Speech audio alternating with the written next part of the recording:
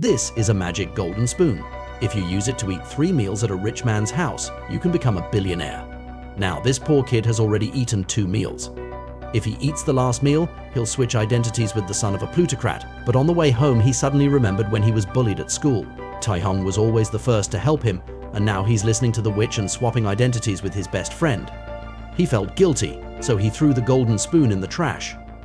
On the other hand, Tae-hong's father angrily asked him if Noah had written the company's investment report. Tae-hong didn't dare hide it, so he told him the truth. Tae-hong's father sensed danger. He told Tae-hong not to associate with that poor boy again.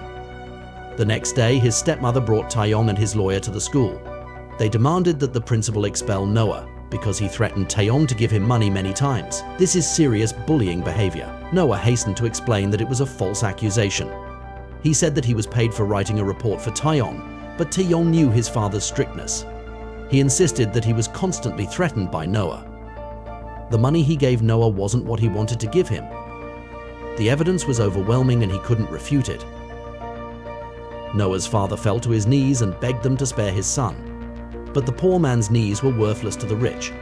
In the end, the school expelled Noah. At night, Noah asked Tae-hong to meet him by the river. He asked Tae-hong why he framed him.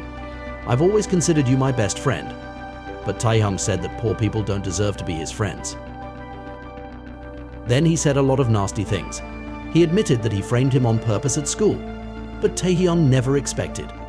Noah had recorded everything he said with a tape recorder. Tae-hong panicked. He took out a large sum of money to bribe him, but Noah didn't give a damn and left. Of course, Tae-hong wouldn't let him go. He went after him and tried to take the recording, but as he pushed and shoved, Noah accidentally fell down the riverbank.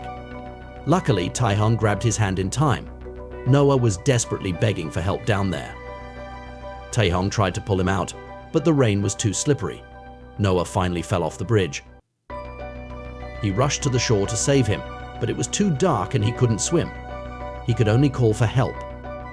When the call was answered, he didn't say anything because he remembered that Noah still had the tape recorder, so he ran away from the scene, but on the way back he was torn. He didn't know if he was doing the right thing or the wrong thing. After thinking about it for a long time, he finally yelled at the driver to stop the car. Then he hurried back to the crime scene. At that moment, when Noah was about to sink into the water, he saw the golden spoon that could change his fate. It revived his hope of becoming a rich man. He swam upstream as fast as he could. When he got to shore, he hurried to the garbage to look for the golden spoon he had thrown away.